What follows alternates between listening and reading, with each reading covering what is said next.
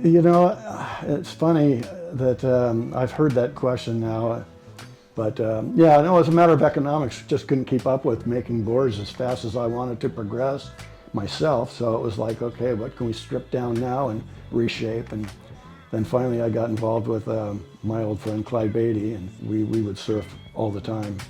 And it was a matter of, okay, now let's try this. We got to go a little smaller, a little smaller, a little smaller.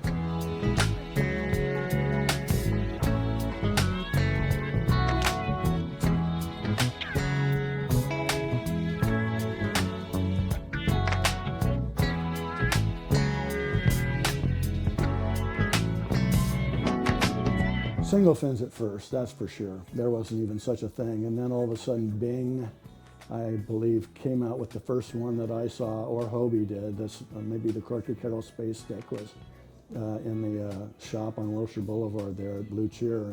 But the difference between what was coming out of the area in San Diego, and I'm not going to hammer that, but it was really a kneeboard sort of a style of a fish, a wide platform tail with a split in the middle, but the center of gravity was so much lower in those days, and consequently fins were further back, and it took moving the fins further up and carving out the trailing edge so they weren't as much of a straight trailing edge as the keel fins dictate, but carving out that area there, and it's led to so many different things over the years of having to adjust my own. I mean, I've ridden the board for like 7 years straight. I couldn't go faster on anything else I made, on anything else anybody else made. That's if anybody else could get me on anything anybody else made. It's just a completely different dimensional mentality in the way that I've developed my fish compared to what I see on the Instagram or run into somebody else's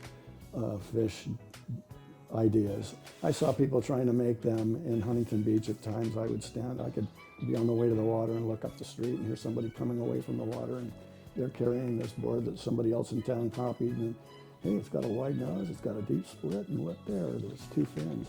That's not enough. You got to know where to put the fins. The neat thing about fish is that you can ride them if you got good at skateboarding and learn to pump the board down the sidewalk and get that thing on its own momentum just out of your body torque. Same thing works with the fish. I mean, you can have a junk day at any beach break and connect the dots with little peaks and things like that if you just know when to press on those fins and that split in the tail and the relief from the wide point and the release on the board.